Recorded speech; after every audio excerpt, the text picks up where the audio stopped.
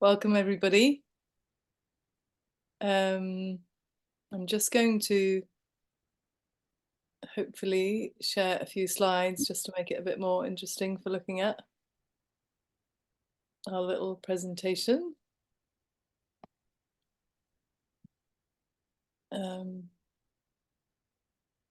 Hopefully.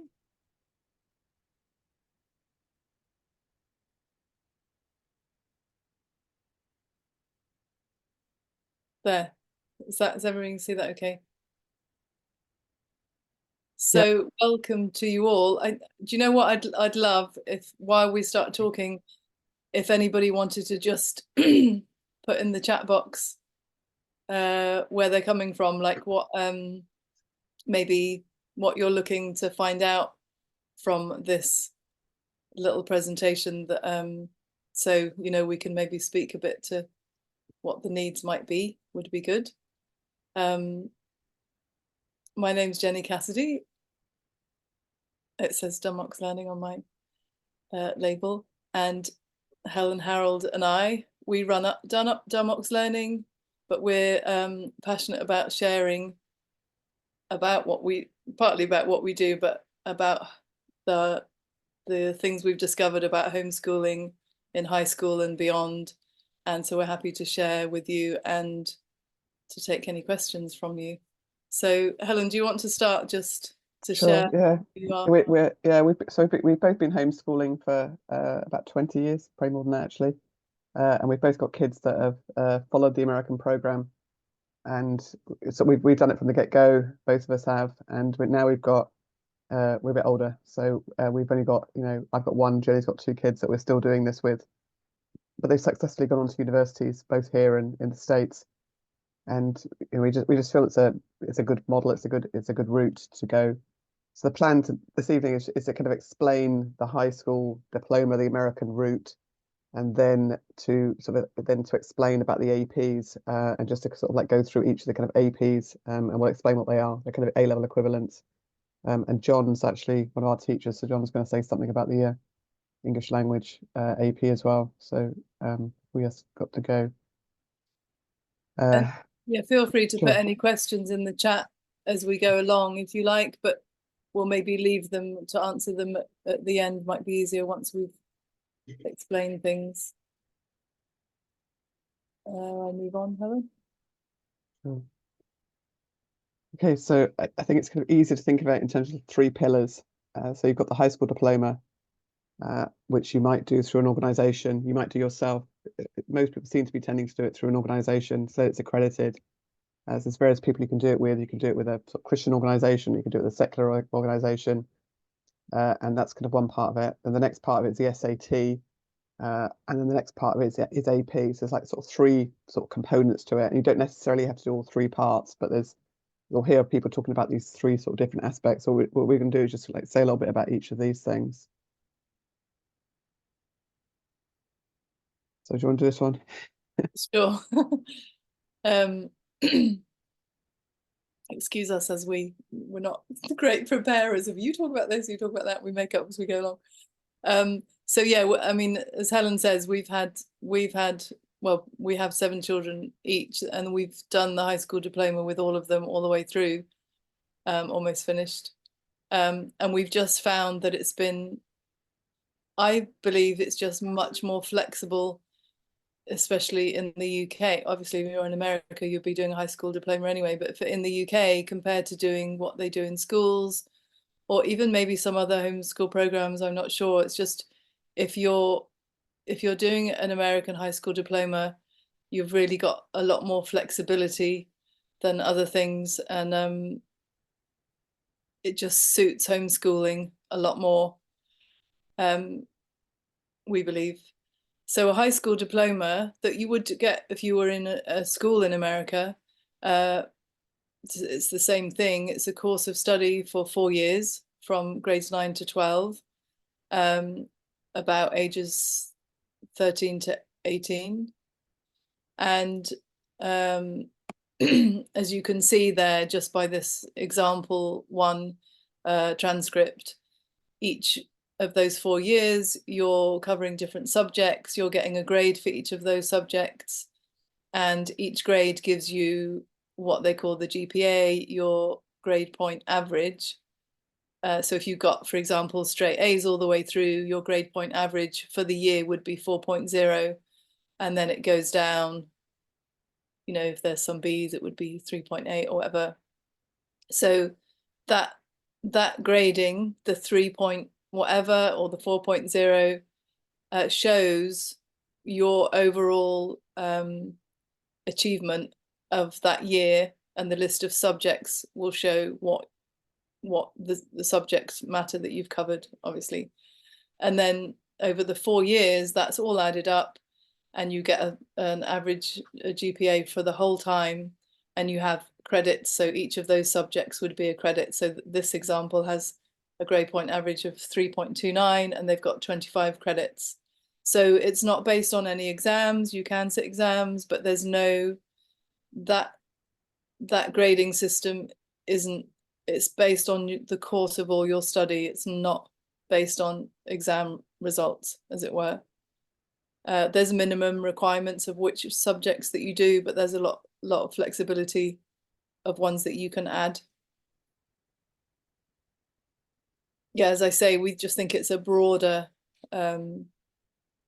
way of learning than if you were doing UK qualifications. As I say, you can take exams if you wanted, but it's not necessary. And you can include other things like vocational work, you know, sports that you're doing, or music, or, you know, it's really flexible about what you can add, because it's termed in the amount of hours you do rather than a course that you take as such. It can be courses that you take. So a lot of flexibility. But is it enough on its own? In the States, it can be. And here, in some cases, it can be, right? Yeah, it depends on, you know, what you want to do. So if you want to get into universities or have higher sort of level of qualifications, then it's probably not going to be enough. So then you probably got to do the SAT, which is the middle section. Sorry. It's all right. So what's the SAT? It's a maths and a reading comprehension test that you do. It's now digital.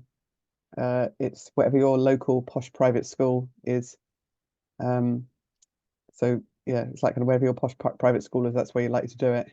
It's going to be, you get your results in 3 weeks. And yeah, it's a multiple choice. It's all multiple choice. There's an essay part, but people don't tend to do the essay part.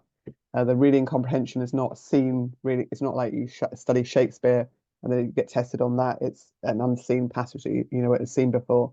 So yeah, just it's like a complete reading comprehension, and then a grammar section. Not knowing, it's not kind of asking you like, you know, what's a predicate nominative or something, but it's kind of using language in a sentence and saying, should the comma be there or should the comma be there, and kind of, so that kind of grammar. And then the maths is I don't know, probably, I don't know, it's algebra 2 standard. That's the SAT. And then the next part of it is the APs. So the advantage of an AP is that it's equivalent to a UK A level, and it's kind of what you need for university. So how it works with universities is universities will accept usually sort of 3 APs, depending on the university. Some universities don't require APs, but the better the university, the more qualifications they require. So if you want to go to a better university, then they require APs. And the organisation that administers it, the SAT, and the AP is called the College Board. So they're the AQA, the Edexcel of this system. It's a 2-hour exam in May. My son did one on Tuesday. Most of them are multiple choice and free response questions. Some of them are multiple choice and essays, but I think they've all got multiple choice in them. So yeah, it's about some of them are 3 hours, but it's about a 2-hour exam, just one paper. You do it in an exam center. You can do it independently, you know, so you could prepare for it yourself, or you could do a course. And there's, you know, multiple organizations that you can run courses with. And it can also go on your high school diploma. So if you do an AP in biology, so you get your AP qualification, but then it also can go on your high school diploma. Americans really like sort of dual credit. It's not really a thing in England, so your GCSE in England won't count for part of your A level, but with the American system, it does. So you can have the same qualification counts in multiple places. Yeah, just a different system. Okay, so what we're going to do now is going to run through, just explain to you like a bit about the kind of like each of the APs that we're offering. I don't want to say very much about them because you might not have any interest at all in any of these subjects. And I think when we get to English language, John's going to hopefully say something about that one. So with Demox, we started about 3-4 years ago. We started offering AP classes because kind of people in the UK were interested in wanting to do them. And then we started to do one, and then we started doing another one, and it's grown. So we now offer, I think we've got 11 this course coming year. So we just got on the left kind of when it's happening. It's a 30-week course. It's one live hour a week, and then yeah. So this is art history. I tried to go through this afternoon and try to write some notes about each of them. I can't find my art. I don't know where my art history note is actually. Yeah. So the art history one is actually quite interesting finding a bit more about them. So there's 250 images for art history that you need to learn and become familiar with. And then part of the exam is looking at the images and being able to, I guess, say where they're from or, who painted them. And it's looking at history through the ages and also across the world. So you can see there's lots of different time periods, but then it's also looking at it through the world. Yeah. Anyway, I thought that really interesting. So Sorry. that's right. Okay, so biology. So this one it's quite heavy on cells, and there's no lab requirements, but we will. So you need to watch labs. So you don't, because it's an online class, you don't actually do the labs, but you need to actually have watched labs because part of the exams is being able to comment on the labs, which is actually secured a new teacher for biology. She's done a lot of teaching in the past, and yeah, she's very enthusiastic, and I think she'll be really good. So I think it's got it on here actually. So there's like ecology, and there's several things about cells and natural selection, and hereditary seem to be the main topics of that. Chemistry. So we have an Irish lady as our chemistry teacher. I can't really speak to this. I don't really know anything about chemistry. Never studied chemistry. Don't know anything about it. But she's been teaching chemistry for years. And wants to kind of come out the school system. So it's very delighted to be teaching chemistry for us. It's multiple choice and there's 3 response questions. I think it's a 2-hour exam. So English literature. So my notes on English literature. So there are 3 response questions on this for the exam. So you've got to there's one on poetry and there's one on prose and there's one on literary argument. And it seems to be, and I was reading that there's not a lot of stuff to memorize. There's some of the APs, there's a lot of stuff to memorize, like for the European history, for example, the world history, or some of the STEM ones. So this one hasn't got a lot of stuff to memorize, but it has got this, there's quite a lot of skills in it. So there's a lot of skills in being able to analyze the literature and talk about the literature and be able to write well, obviously. So yeah, I think it's just important to know what you're doing in terms of choosing your APs. Okay, so European history. I thought English language would be next, actually, not in alphabetical order. Okay, so European history. So Roy is teaching this one. It's been very popular this year. It's popular next year as well. I've got several people signed up for it. It goes from 1450 up to the Renaissance, cover the Reformation, World War I, World War II, Cold War. Sorry, actually, no, so it goes further than that. So it goes up to World War II, industrialization, the French Revolution, and the English Civil War. And there's several essays I know that you've got to write for that one. Human geography.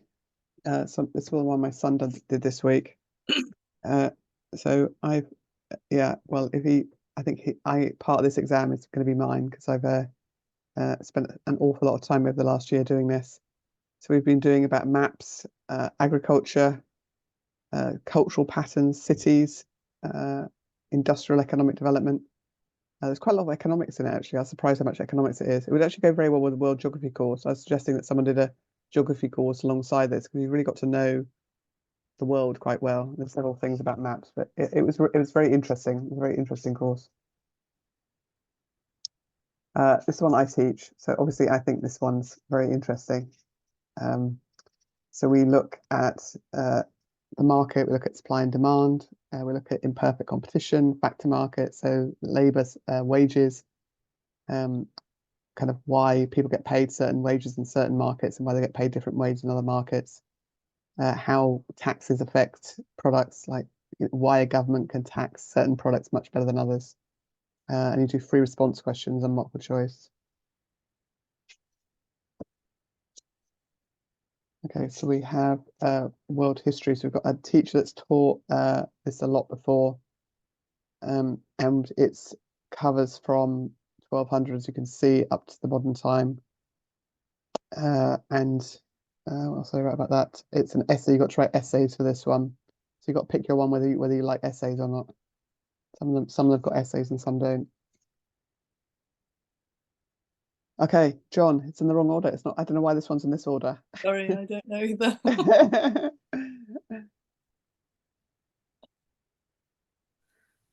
Right.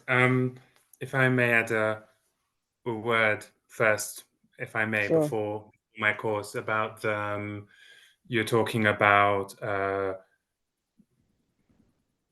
requirements in the English and American system and acceptance and so on. I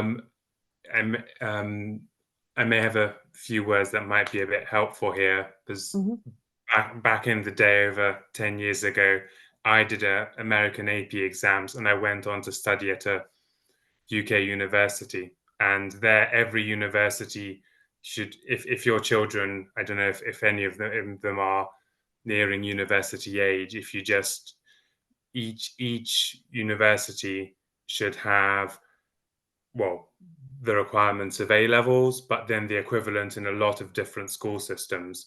So the ones I apply to, they would say, okay, in the SAT, if you're coming from an American school, the SAT, you need X and you need 3 APs and they will have to be 5s, or 3 APs and 2 need to be 4s and 1 must be a 5.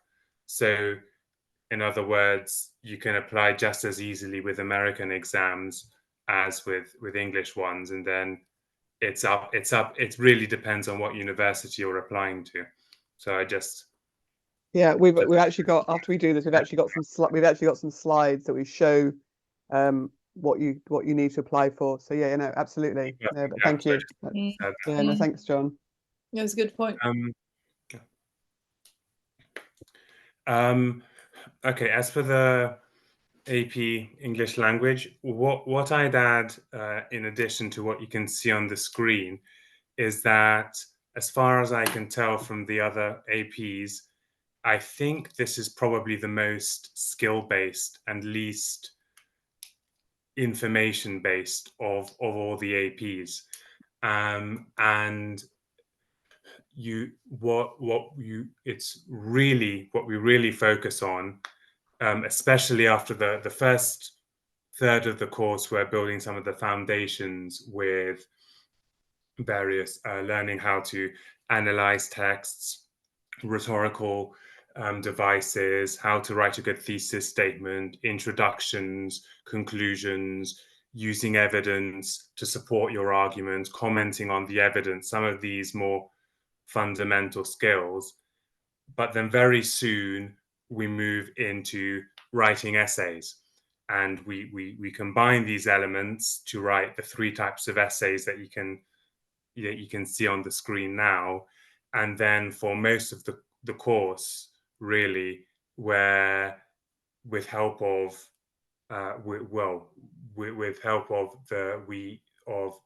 using the essays that they have to write for their homework, exam essays, we're constantly honing their essays, constantly taking texts from the course books, the 2 course books that I use to conduct textual analysis, rhetorical analysis. And basically a lot of it is, some of it is almost closer to tutoring than teaching in traditional sense, in that it depends on the kind of mistakes they make, or the particular difficulties individual students have writing essays, and playing to different strengths. And what I find, and then I'll just wrap up here, what I find particularly useful about this, and why I wish I had a course like this back when I was in secondary school, high school, is that a lot of this I wasn't taught in school, and I had to pick up at university. And I've seen so many university students not able to write a decent essay, and then they're trying to learn on the go. Whereas what this does really is it really provides a strong foundation. And one of the most satisfying things this year has been to see these 16, 17, 18-year-olds making the transition from high school type essays basically to like lower university level essays, real critical thinking coming through, analytical, starting to handle multiple perspectives on a different question, starting to interrogate their sources, not just take them for granted. So you've got all this kinds of thing coming through, and this is the chance to really develop these skills, so they can be applied to, I mean, basically any humanities subject in the at university level, really. Not to mention, of course, critical reading skills for later in life. So I'll leave it at that, and I'm very thank you. happy to answer any questions.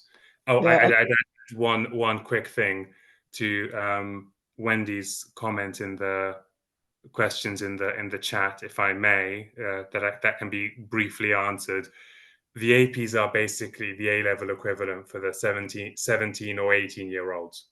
They can do it in the final or the penultimate year of their schooling, usually 1-year course, and the GCSE is a step before that. So the English language GCSE would be some of the skills before this, more basic syntax, grammar, skimming, scanning, different types of texts, audience, starting to write different types of informative, persuasive, more basic essays. And then, if anything, university AP essays, GCSE is the step below that. So just to answer that question. And John's teaching the GCSE English for us this coming year too. Yes. Just so you know. Just one kind of couple other things. So a lot of Americans do English language as the first AP that they do. So a lot of them would do it in 10th grade. So it's a good, and it's like a good general one. And it's also like often like a good first one for people.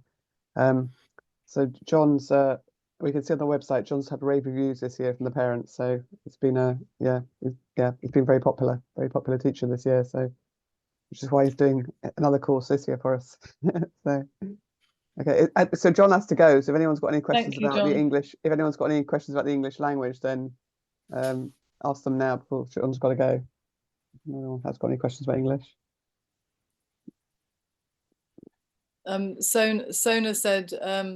Yeah, sorry, I was just trying to mute. Go ahead, Jenny. Go ahead. Oh, you ask, Sona, because I'm thinking, has that been answered now with your?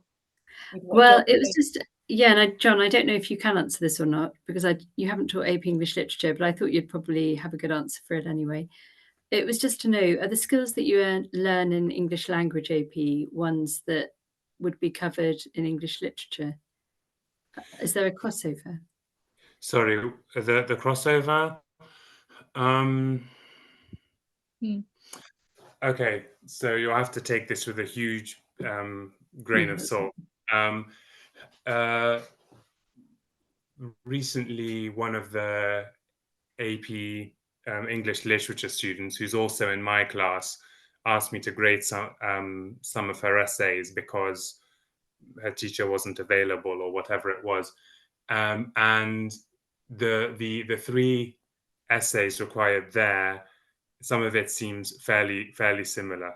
So it seems very similar. The difference there, it's much more based on there's lots of readings that they have to go through and complete in the course, whereas for the AP English language there isn't. I mean, we take small texts for you know, and work with them, but there's there's no books to read for my course, for example. So I think that would be one difference.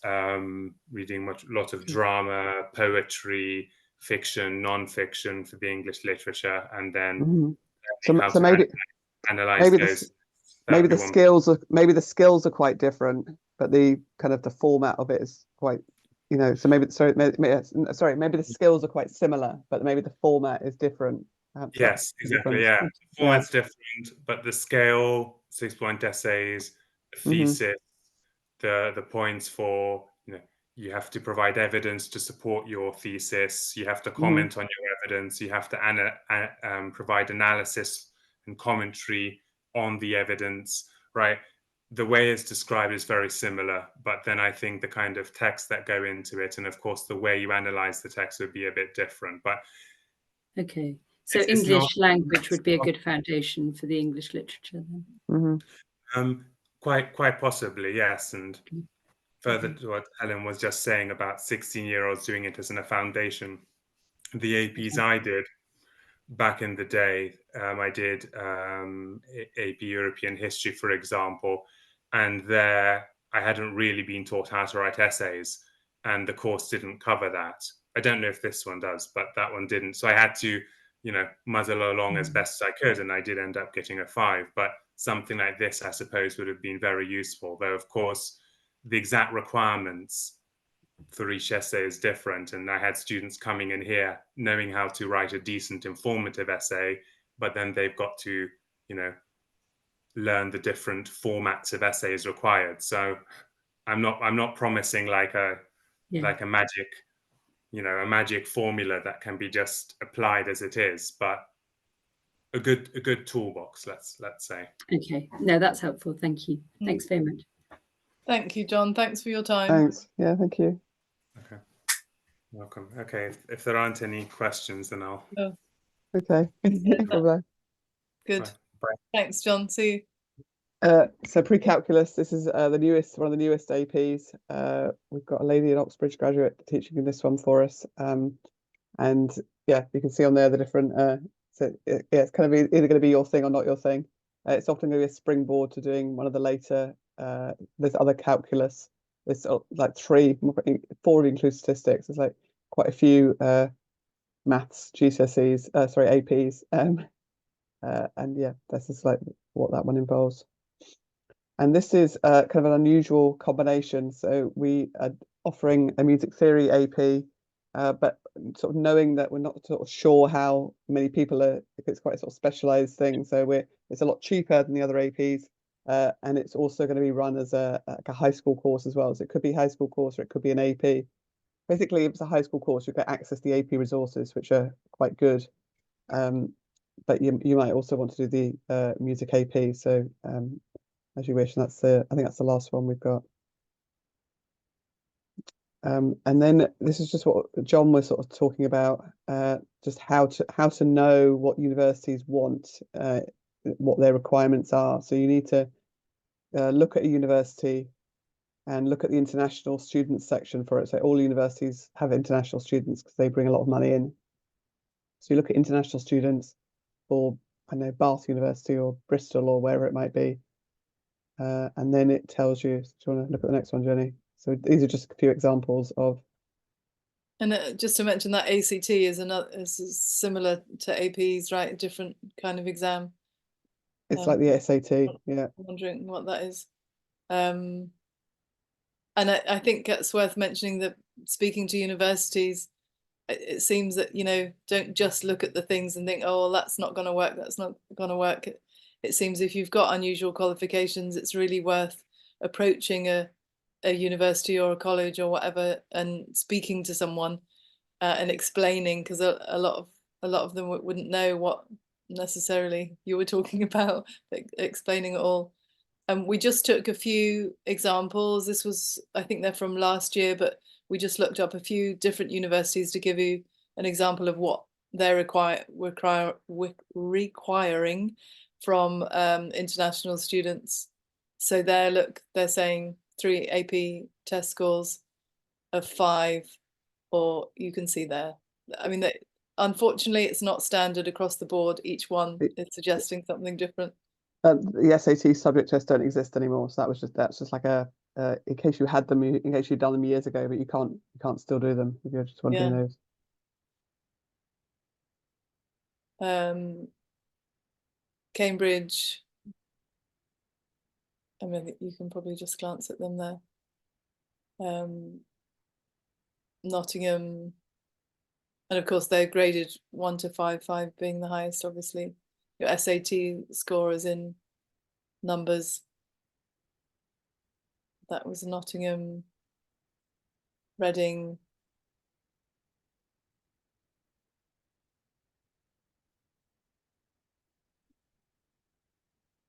and that was interesting, just that it says a case-by-case basis. And if there's anything else to say about those, Helen? No, good. So yeah, just to mention, of course, we, as we've told you, offer these AP courses, but we also are offering SAT preparation courses. We've got a summer one, actually, a 5-day intensive one over the summer. And we've got some great teachers. We've got some great ones staying on, and we've got some great new ones too coming in. And that's just a list of the courses that we're offering this coming year for APs. The SAT are 15-week long, they're shorter courses. And the way we have found that it works, you know, as Helen said, you can get yourself through an AP with, you know, teaching your child or helping your child through it by yourself. But of course, it's probably a lot of work, unless that was your specialized subject, maybe. So, you know, we've just put together these courses, having a 1-hour live Zoom session each week, and you know, book lists, and having the teacher being able to mark the homework and suggesting what work is done during the week. We use Google Classrooms as a good system of what's available and what, you know, keeping track of the work, and the teacher keeping track of the work, and parents being looped in to know what's going on, practice papers, yeah, and this every 10 weeks, making contact with the parents, letting them know how the student is doing or not doing. And we have started doing some GCSE courses just because there seems to be a need, and some people want to do a couple of those, and even putting them in the high school diploma. The high school diploma, I don't know if we mentioned it, you can, it does equate to 5 GCSEs. Let's say you can get a certificate to say this is the equivalent of 5 GCSEs. It can be a lot more, depending on what you're doing for your homeschooling, but it's possible to have the equivalent of 5 GCSEs by having a high school diploma. But these would be separate GCSEs, obviously, that could be added to your high school diploma, or, you know, anybody can take them.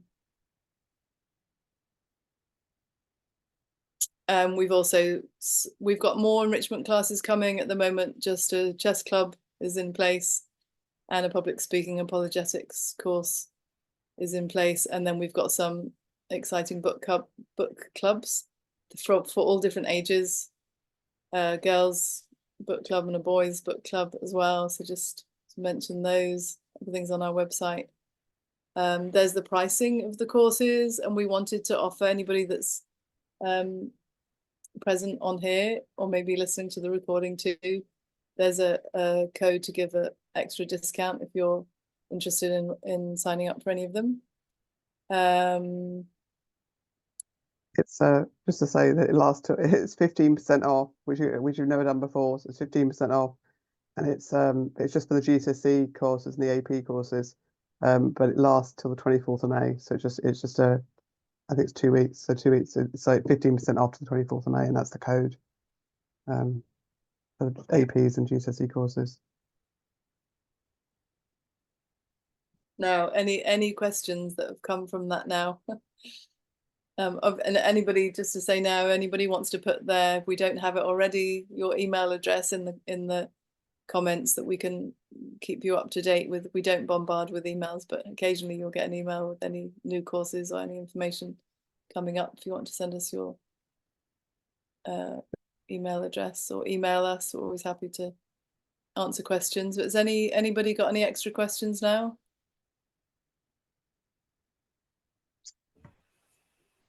I just have a quick question about the optimal age, the recommended age for the AP courses. What would you recommend? I think it depends on how many you want to do, sort of how bright the child is, and how. So I think you could just do a minimum. I think you could just do 2.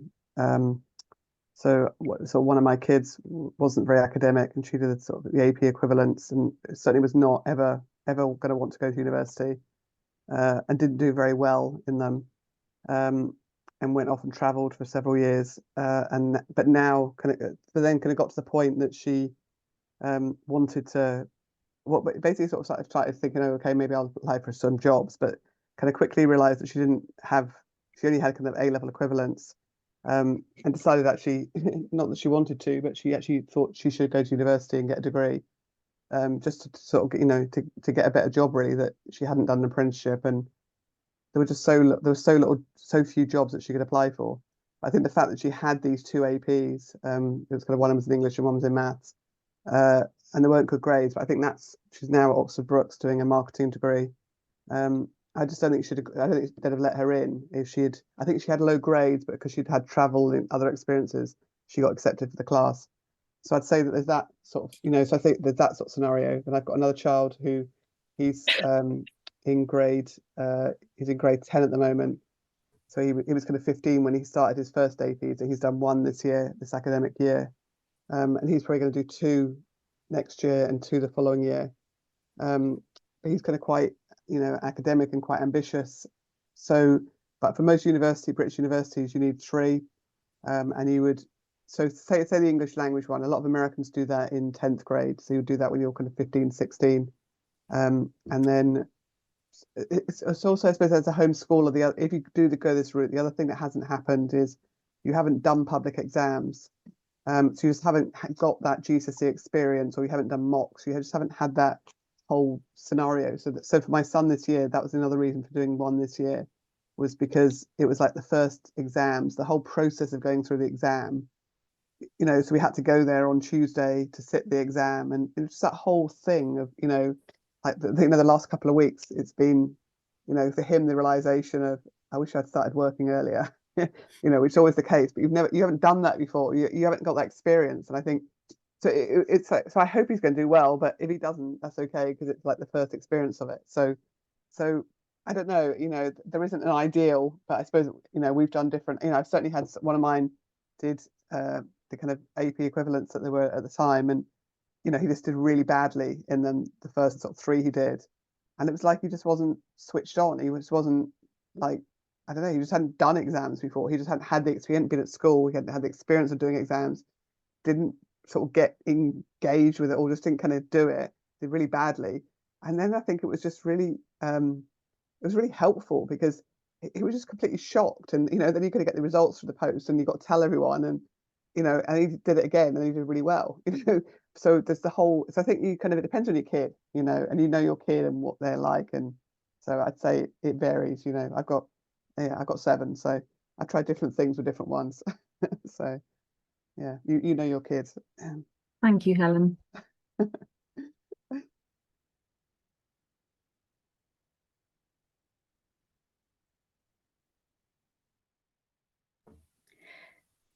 Can I ask another question? I know it says that when you're doing something like English literature, you get sent the list of texts once you've signed up and before the course starts. But is it possible to get the list of texts before booking onto the course, just by way of trying to decide how how engaging or how appropriate it would be for the child that you're considering doing the course? Oh yeah, absolutely. And we've shared the list with lots of people. Several people have asked for that list, so we have. We've shared the list because and that was because we're a Christian organisation. Like we've chosen some books and not chosen other books. So particularly for the English literature, we there's certain ones we want to read, and certain ones we don't want to read. So yeah, so absolutely, yeah, we can do that. Someone's dog. Okay. Say it again. Oh, sorry. Is that material on the Dumox page? No, then? no. But I'll send it to you. I'll make a note. Right, I'll send thanks. it to you. Yeah. Yeah.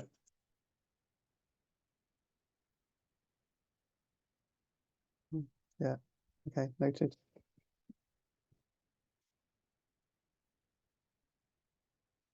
Did you have a question, Sarah? I'm not sure you were going to ask something. Yeah, I have got a question, but my dog's barking really loudly. It's okay. Well, it's think not if- just my dog; it's all the dogs in the neighbourhood. Okay.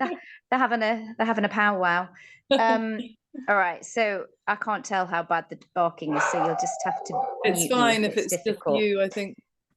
Yeah. Okay. So I'm just looking at my list of questions. I've got quite a few. I'm thinking, going back to the high school diploma, our eldest is 15 now. He would be kind of year 11 in September. So in that sense, 3 years left of school officially. So how would that work with doing a high school diploma? Because we've not started it yet. And I think normally a high school diploma is 4 years. It can be 3 years, and you can Oh. also get credits for things you've already done. So if you signed up with someone, then they would, whatever he's done this last year, which I know he's done a lot this year, they would count that. They would include that in his high school diploma. Okay. He would get credit for what he's already done. Right. Oh, that's good to know. You can squeeze it in 3 years. If you were doing the minimum, it's possible to do it 3 years. Mhm. Yeah, if you've done it already, you'll be fine, I would say. Yeah. Is there an age cutoff for doing APs? No. Okay. No. And where we live, there isn't an exam centre in the country where we are, so it's going to be a significant expense to go and do the AP exams. So now I'm thinking we're going to need to do them all in one go. Whereas previously I've been thinking, spreading them out a bit, like Helen's been explaining with her son at the moment. So in that situation, and of course it depends on individual children and stuff, but just I want to know from your experience with all your children, what you've done and stuff.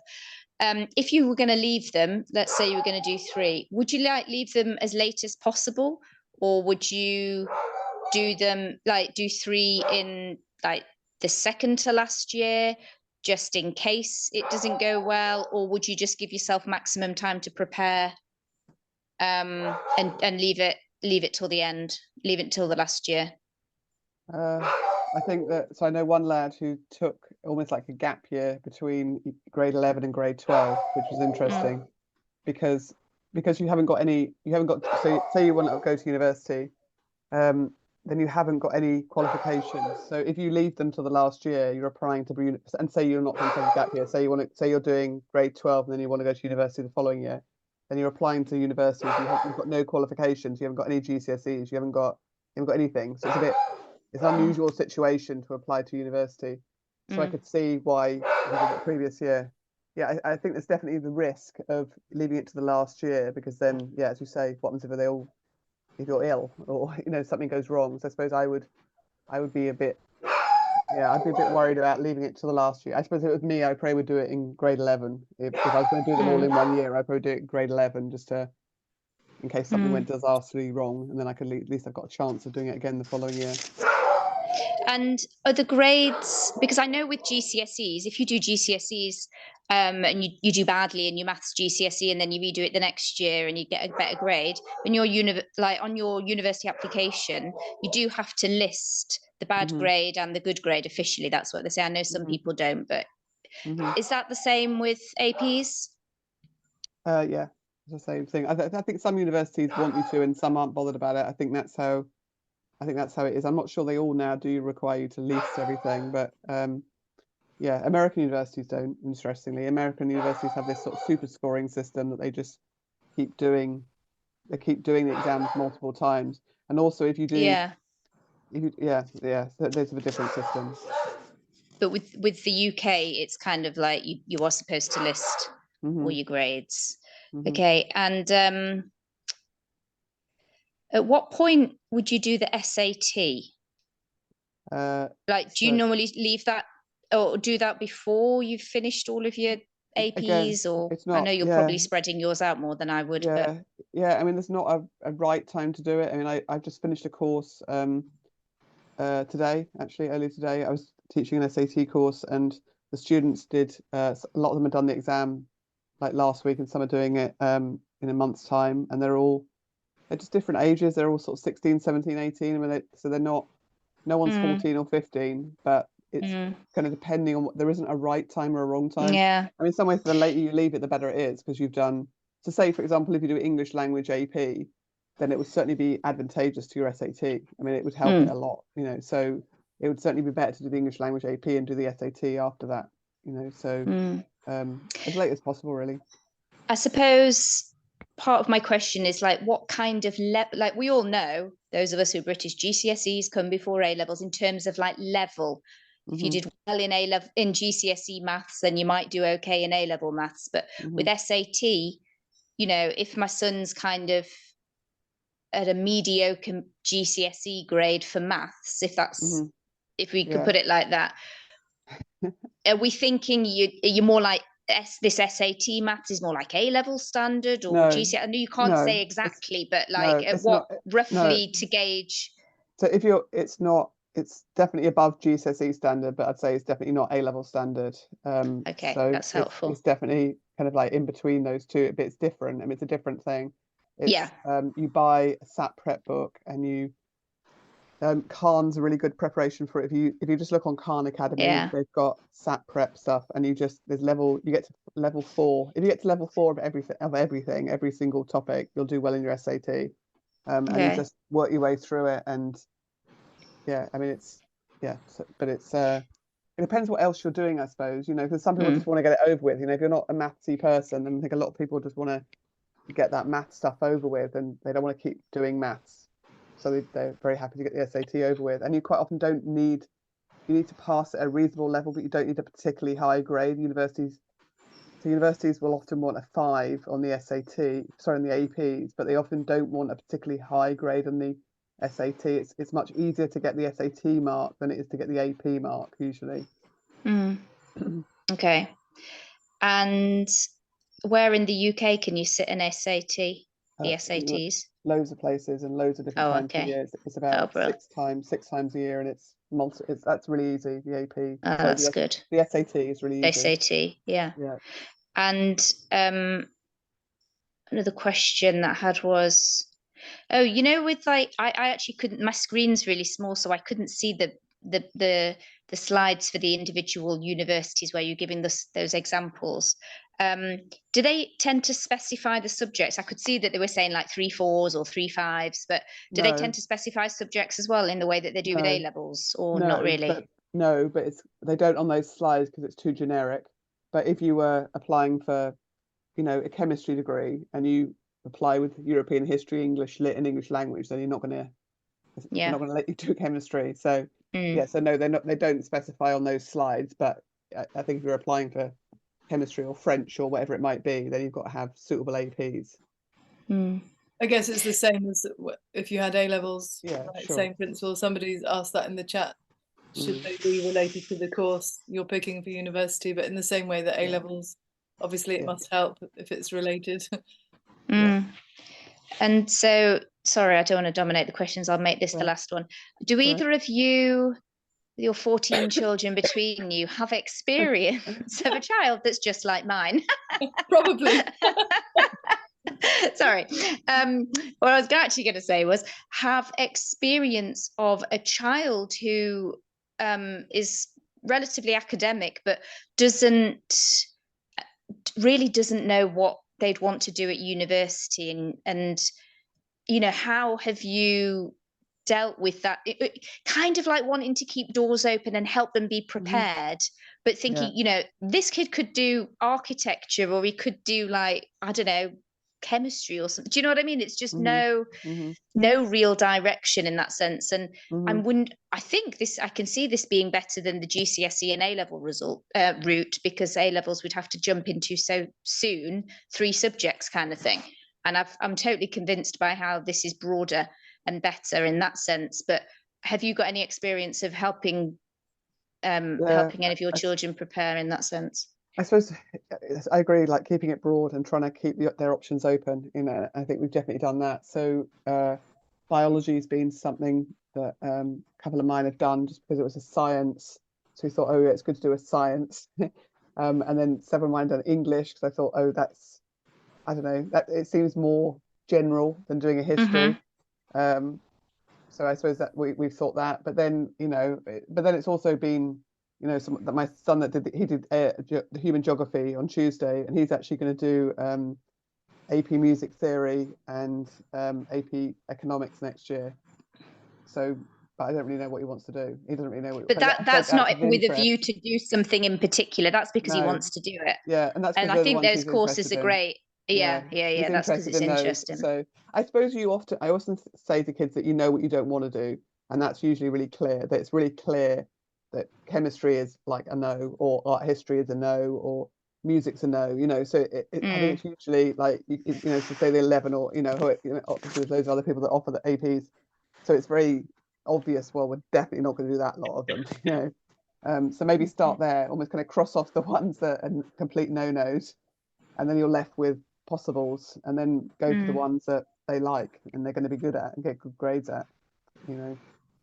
Yeah, thanks. I'll let somebody else speak now. All right, maybe no one else got any questions. I don't know. Anyone else got any?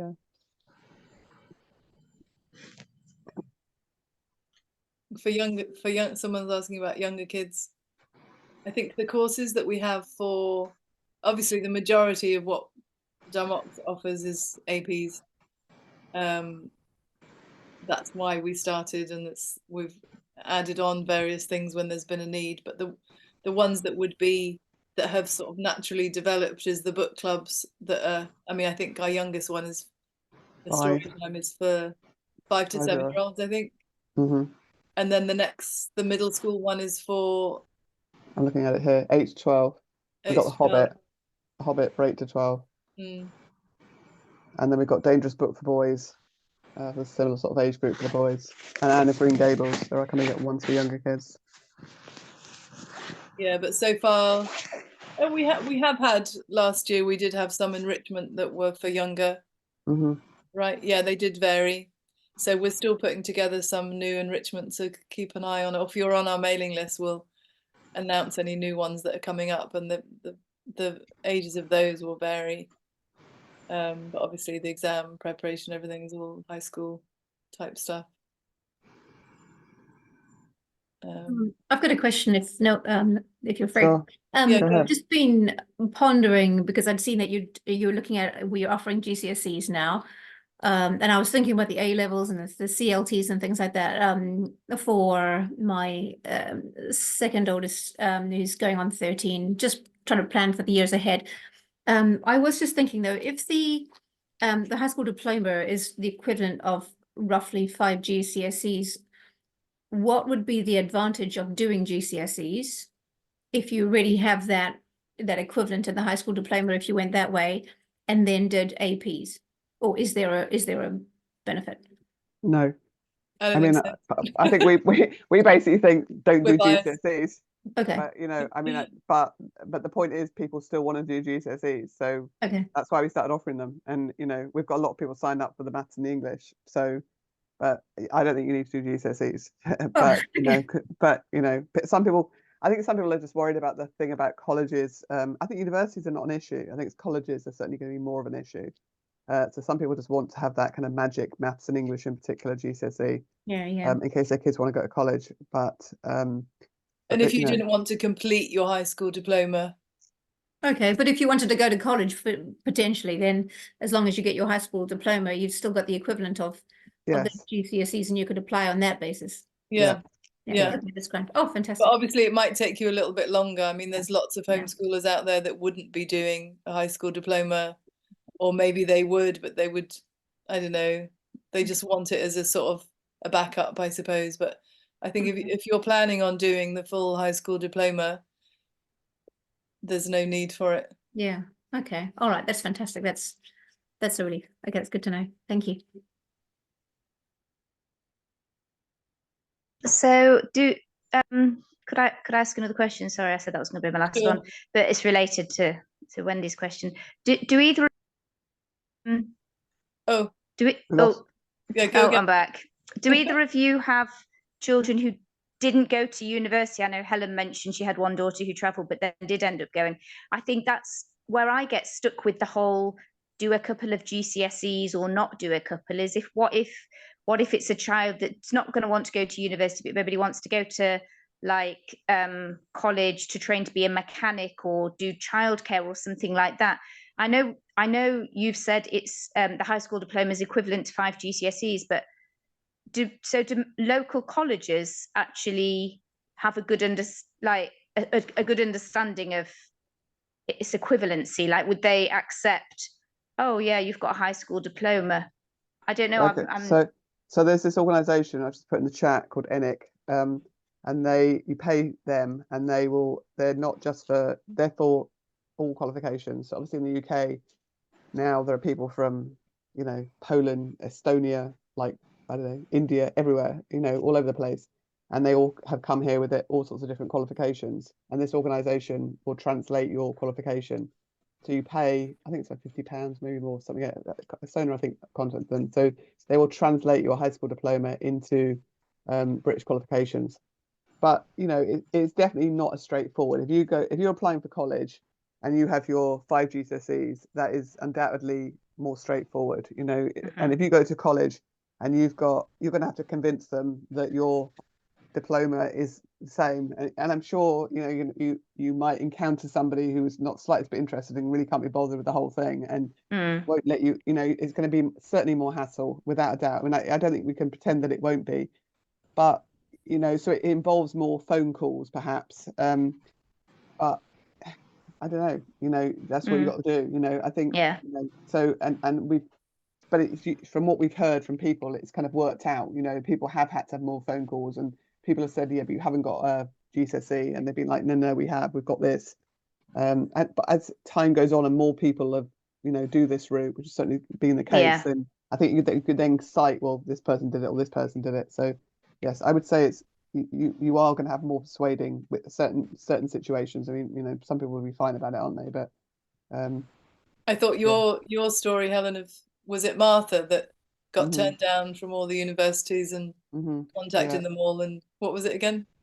Yeah, so my daughter, she's midwife, and she's a midwife, and but she applied for 5 universities, got turned down from them all, got rejected from them all, and then there's a process through UCAS that you then go to another one. So she went to another one that was rejected, you know. So at that point, I kind of stepped in and phoned the university up and said, like, you know, why is she, like, what's she got to do? What's she not got? Why are you rejecting her? And they said, oh, she hasn't got the right qualifications.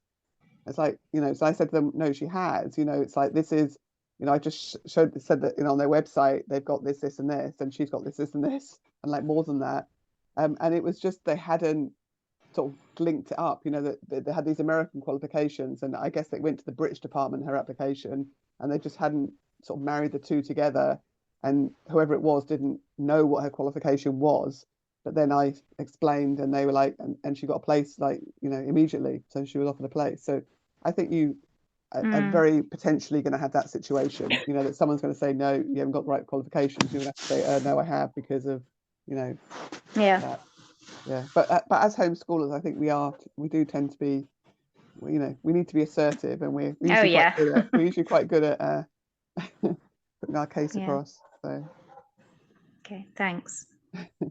Thank you everybody. We've gone just about the hour, so yeah, thanks for all the questions. I hope it was helpful. And and just, you know, there's a thing on our website which you could just click on. It's on our front page if you just want like a one-to-one. So if your situation is, you know, such that you think, oh, actually, you know, my kids don't fit into this, you know, I just want to talk like one-to-ones, we just got like a 20-minute, you know, thing. So if you want to just talk to one of us one-to-one, then just make an appointment and we'll happily chat. Yep. And tell everyone about us. We're new, trying to get established. So yeah. Okay. Right. Nice to see you all. Thanks.